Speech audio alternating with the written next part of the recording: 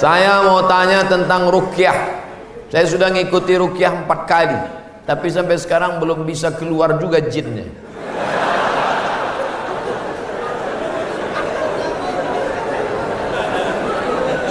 Nanti pergi ke Pekanbaru, mana tahu hari libur, di belakang Hotel Premier ada Masjid Al-Falah. Ini nomornya, catat. Mana tahu ke Pekanbaru. Mungkin sama Ustadz ini jin itu tak takut, yang ini dia takut. Catat nomornya. Ketua Asosiasi Ruqyah Indonesia Provinsi Riau Daratan. Namanya Ustadz Saifullah. 0812 768 9119 0812 768 9119. Kalau emergensi 911, kalau diganggu hantu 119. Datang ke sana, jadi tak salah kita coba. Kalau siang namanya Ustadz Saifullah, kalau malam namanya Ustadz Zafrullah, di masjid yang sama. Mana tahu kebetulan ke Pekanbaru malam, datang ke masjid yang sama, namanya Ustadz Zafrullah. Ada orang 7 tahun nikah tak punya anak, diruqyah sama Ustadz Zafrullah, punya anak. Pas ditanya kenapa, rupanya ada jin yang menghalangi pertemuan antara sperma dengan sel telur, dihalanginya sehingga tak jumpa. Jangan. Dibacakan usir. Kata Ustadz Saifullah, ada pula bencong LGBT di ruqyah sehat, ternyata yang masuk tuh jin bencong. Jadi saya tanya, Ustadz, jadi ada jin tuh bencong? Ada, kata dia. Itulah yang dimasuk ke dalam. Ustadz, udah di ruqyah 2-3 kali tetap juga sakit. Berarti tidak. Pemarah. Laki saya ini pemarah, Ustadz. Sudah di ruqyah 5 kali tak juga hilang marahnya. Berarti tak salah jin. Memang dia pengamuk. Makanya kadang kita kasihan juga sama jin nih. Sikit-sikit salah dia. Sikit-sikit salah dia. Aku tak selamanya salah, kata jin. Ustaz, ayat yang dibacanya kan ayat kursi. Coba saya dengar yang dibacanya itu ayat kursi. Kenapa kita yang baca, kenapa jin itu tak keluar? Ini bukan masalah pistolnya, tapi man behind the gun. Orang yang punya pistol. Kita bacakan Allahu la ilaha illal qayyum la ta'khudhuhu sinatun wa la nawm lahu ma, tak mau dia keluar, malah ketawa jin. Ditanya, jin, kenapa kau tak mau keluar? Sesama hantu di dalam saling mengusir. Hantu ngusir hantu, mana mau?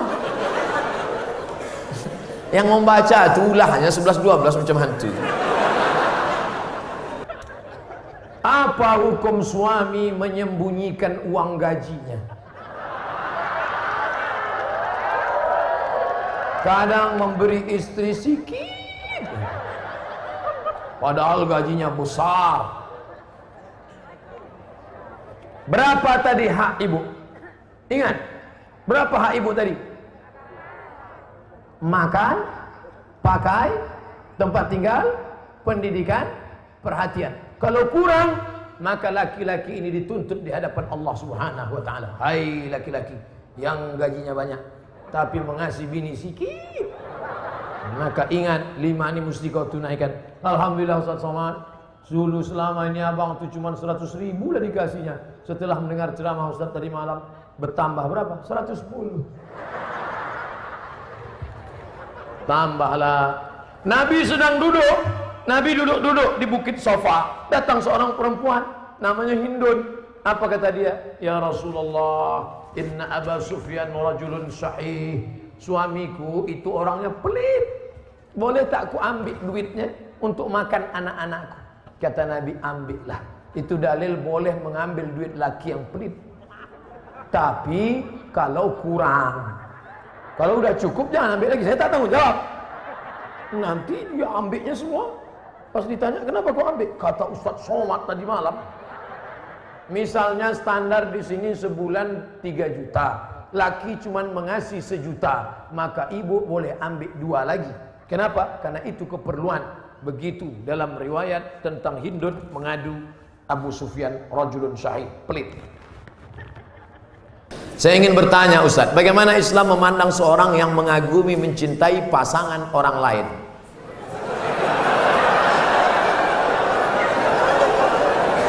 Bagaimana pula jika orang itu memiliki perasaan yang sama dengan kita?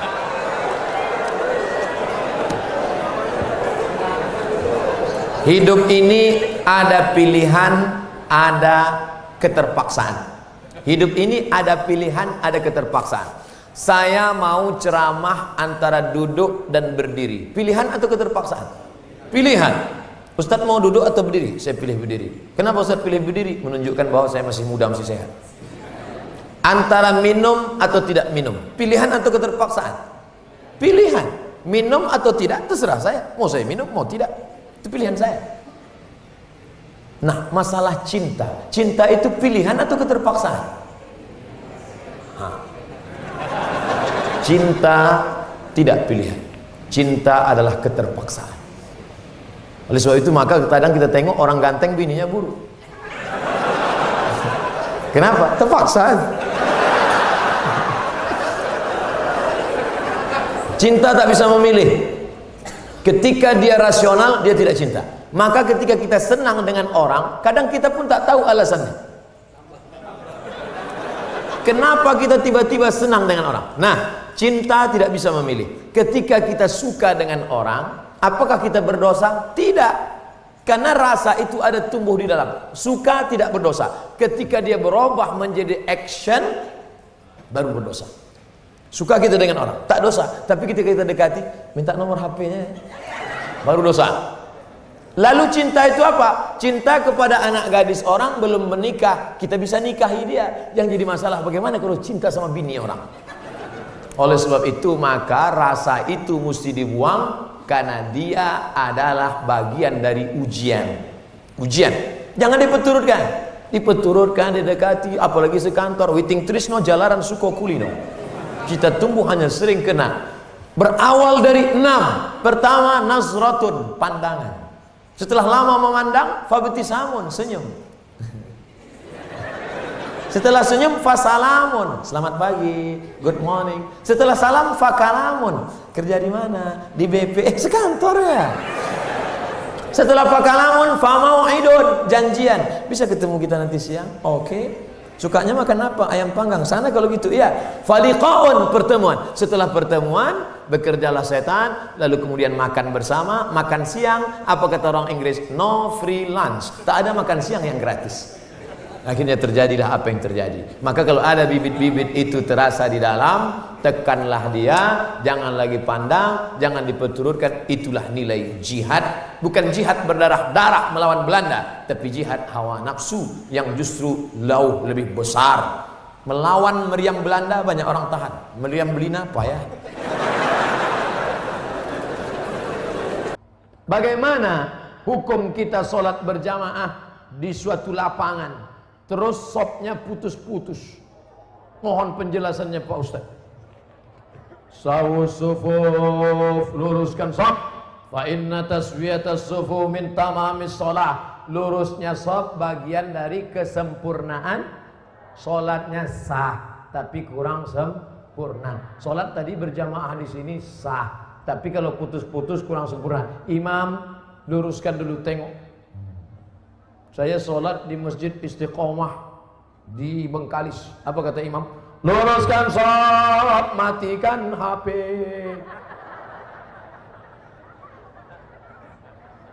Ada pula di masjid lain, luruskan sholat, angkat kaki celana. Ada pula di masjid di Dumai lain lagi, luruskan sholat, simpan batu cincin. Saya tanya, Pak Imam, kenapa lain ini? Iya Pak Ustaz, batu cincin ini buat orang tak khusyuk. Waktu tasyahud tengok, sudah deh ini. Tapi tiga-tiganya sepakat bahwa luruskan sop. Cara meluruskan sop itu Pak Ustaz, ujung kaki di ujung tumit, ujung kaki di ujung sop. Kiblatnya ke sana. Ini ujung sajadah, tumit. Nah, tumitnya yang rata. Takut pula terlentang. Tumit. Jadi yang rata itu tumitnya. Adapun ujung kakinya ya tergantung kaki masing-masing, kan? Kalau kakinya panjang, panjang. Kalau pendek, pendek. Mangkibun bimangkibin, bahu rapat dengan bahu, bahu bersentuh dengan bahu, bersentuh dengan bahu. Saya kalau bahu saya disentuh orang, saya tak. Cuman kalau kaki kadang disentuh, geli kita. Nah, jadi kalau ada kawan kita senggol kakinya sekali, dia geser, jangan disenggol lagi. Nanti asik ngurus kaki. Saya khawatirnya dia preman baru tobat. Begitu kita dipijakkannya, gitu. Bertinju kita di masjid. Kalau sampai kita bertinju di masjid, nanti yang ketawa yang tak ke masjid. Kenapa orang itu bertinju di masjid? Gara-gara kaki. Untung kita tak ke masjid. Allah pak balak 6. Nah, jadi bahu rapat dengan bahu, kaki rapat-rapat sikitlah. Kalau dia risau atau usah tempel. Setelah itu barulah imam angkat takbiratul ihram. Allahu akbar. Bagaimana hukum suntik rubella yang belum sertifikasi halal MUI? Sampai sekarang Majelis Ulama Indonesia tidak mengeluarkan sertifikat halal sampai hari ini. Itu yang disampaikan oleh Sekjen MUI, Wakasekjen MUI, Kiai Haji Dr. Kiai Tengku Zulkarnain. Oleh sebab itu kalau ada yang memakai itu alasannya karena darurat. Karena kata dia kalau tidak disuntikkan ini anaknya sakit cacat, mati. Kita kalau dipilih antara dua, mati atau makan babi, pilih mana? Makan babi. Tak boleh pilih mati. Masuk ke dalam hutan, pilihan cuma dua, mati sama makan babi. Kau pilih mati atau makan babi? Aku mati aja lah, tak boleh. Mesti makan babi. Ambil kecap, colek-colek babi itu.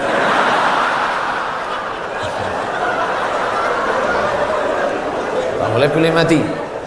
Nah, jadi kalau bapak ibu takut anak itu cacat, sakit, dipakainya hukum darurat itu. Ustadz Somad, saya tanya emak saya ini orang kampung. Mak, aku dulu waktu kecil ada disuntik cacar, suntik ini. Enggak, kau dari kecil tak pernah disuntik. Asal datang dokter puskesmas, kularikan kau ke hutan. Sampai sekarang saya hidup, tak ada sakit. Pernah ada trapel ngajak saya umroh. Ustadz, kapan Ustadz ada kosong mau suntik? Kalau kalian mau berangkat, berangkat. Tapi aku terus terang tak bisa suntik. Kalau tak dapat visa Pak Ustadz, saya tak berangkat. Sampai hari H saya tak suntik. Tak bagaimana ceritanya mereka dapat visa, berangkat. Katanya kalau tak suntik sakit mati, tak mati. Tapi ini tak bisa jadi hukum. Saya tak mati, yang mendoakan saya banyak. Nah, sebanyak ini mendoakan. Mana mumpan kuman-kuman virus-virus? Pak Ustadz, berdosa tak kita memarahi ibu? Alasannya ibu keluar rumah tak menggunakan hijab. Oh, tak boleh nak. Mentang-mentang kau sudah pengajian, lalu kau panggil emakmu, mak sini sebentar. Assalamualaikum warahmatullah, neraka jahanam. Bukan begitu caranya. Wa in jahadaka ala an tusyrika bima laysa laka bihi ilmun. Kalau emak bapakmu memaksamu untuk mempersekutukan aku, fala tuti'huma, jangan kau patuhi dia. Tapi untuk melawan tetap tak boleh. Wa sahibhuma fid dunya ma'rufa, tetaplah bergaul dengan jangan kalian yang menasihati dia. Datangi Pak Wan, datangi Pak Bupati, datangi Pak Wabu. Pak, bisa tak Bapak nasihati mak saya? Mak saya ini takut sama Bapak. Nah, panggil Pak Bupati. Bu, sini. Ibu kenapa tak juga begitu? Iya Pak, insya Allah saya begitu. Gitu. Jadi mulutnya mulut mereka, pesannya dari kita. Jangan kita ngomong. Kita sebagai anak tidak pernah bersar di hadapan orang tua kita. Saya Abdul Somad LCMA, penceramah, tapi di depan mak saya, alah kau udah kecil. Ibu tak pernah melihat anaknya itu besar. Anak itu tetaplah anak kecil yang dulu dia gendong-gendong. Maka pakai lidah orang lain. Cari tokoh-tokoh adat, tokoh lembaga adat Melayu, nenek mama, tokoh masyarakat. Datuk, bisa tak Datuk nasihati? Nenek, bisa tak nasihati emak saya belum berjilbab? Aku pun tak berjilbab juga. Apa hukum orang yang mampu beli mobil tapi minyaknya pakai subsidi premium? Ini nyindir saya nampaknya. Janganlah main sindir-sindir. Kalau mau turun saya baru tanya langsung. Berat menjawabnya ini. Kita bandingkan dengan negara lain, bagaimana harga minyak, bagaimana hebatnya negeri kita, gemah ripah, loh jenawi, tongkat dan batu jadi tanaman, untayan zamrud, katulistiwa di bawah minyak, di atas minyak. Bagaimana nasib saudara kita di Anambas yang begitu kaya dan hebat, tapi 24 jam saya di sana, HP saya tak berbunyi sama sekali.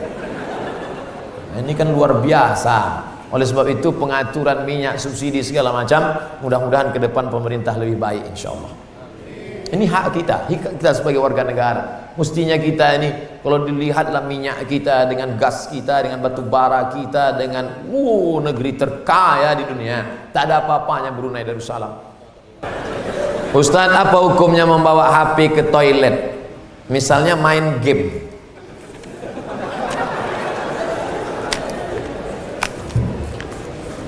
Ada orang buang air besar sambil main game. La ilaha illallah Muhammadur Rasulullah. Fokus sajalah di satu pekerjaan. Tak usah lain-lain. Pak Ustadz, saya mau nanya, apakah orang yang bertato itu tidak diterima sholatnya? Ada orang pakai tato, apa tulisan tatonya? Orang yang bertato tidak diterima sholatnya.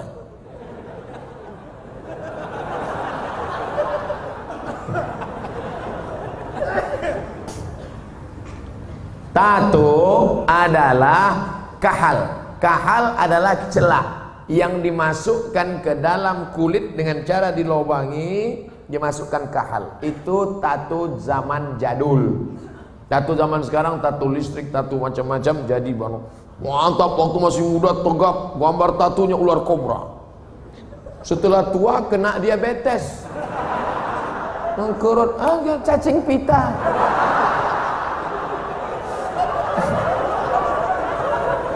Sebelah kanan gambar burung gagak yang sedang ingin terbang menangkap serigala.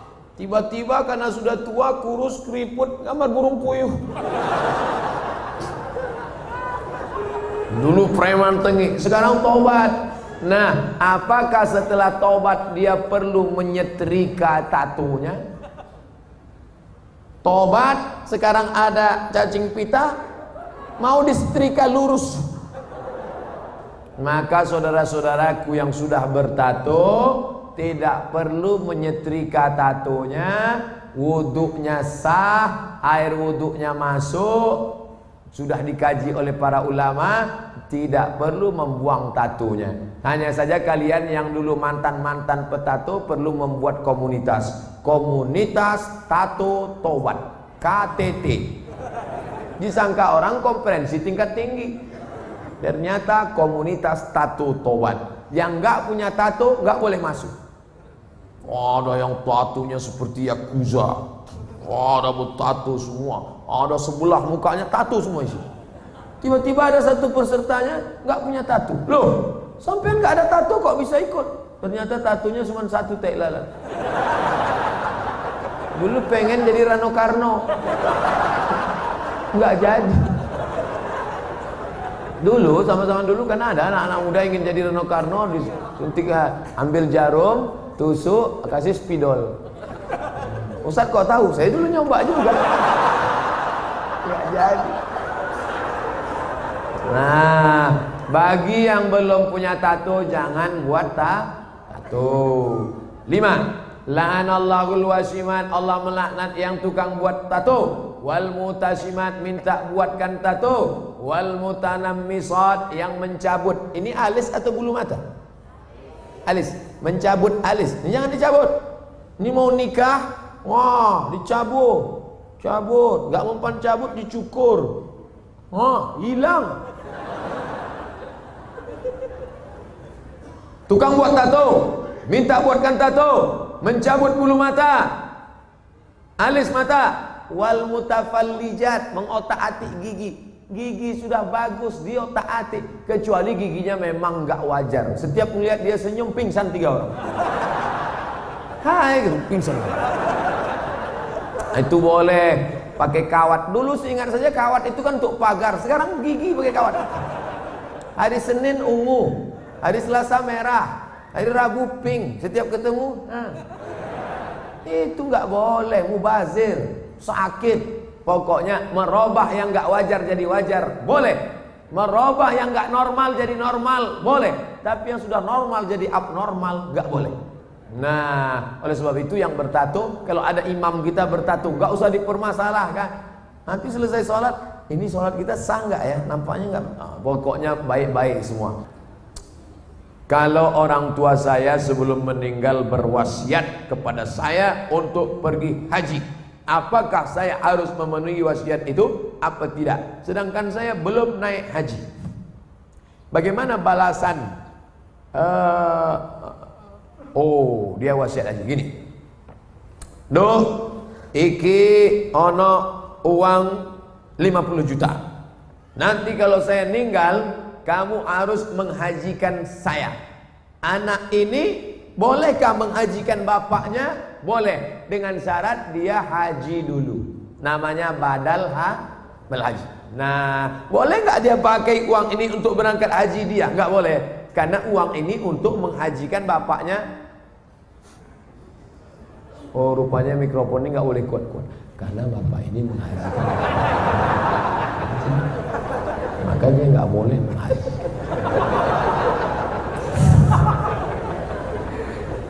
Jadi dia harus haji dulu, baru dia bisa menghajikan bapaknya. Dalilnya mana? Labbaik Allahumma subruma, labbaik Allahumma subruma. Aku menghajikan subruma, aku menghajikan subruma. Sampean kenes dulu. Come here for a moment. Sini sebentar. Kamu tadi menghajikan siapa? Menghajikan Subruma. Subruma itu siapa? Sedulurku. Aku menghajikan Subruma. Sampean wis haji apa ora? Urung. Haji dulu dirimu, baru hajikan orang lain. Nah, kebetulan nanti anaknya dapat uang, dia berangkat haji, bawa uang almarhum yang 50 juta tadi. Kebetulan nanti di Makkah ketemu mahasiswa dari Semarang, anak KSW, kekeluargaan Wali Songo. Di Mesir, kalau anak Jawa Tengah itu nama persatuannya KSW, kekeluargaan mahasiswa Wali Songo. Kalau kami anak Riau namanya KSMR, kelompok studi mahasiswa Riau. Ustaz kok tahu? Kami dulu tetangga di Kairo. Kami di atas anak Riau, di bawah anak KSW, kawan akrab. Nah, tanya dia, sampean dari mana? Dari Kairo. Sedang haji ya? Iya. Rumahnya di mana? Di Semarang. Oh, ketepatan, saya mau membadalkan haji bapak saya. Lihat dulu mana KTP-nya, betulkah belajar dari Al-Azhar? Jangan sampai ngaku-ngaku bohong. Lalu kemudian serahkan, ini badal haji untuk bapak saya, maka hajinya sah.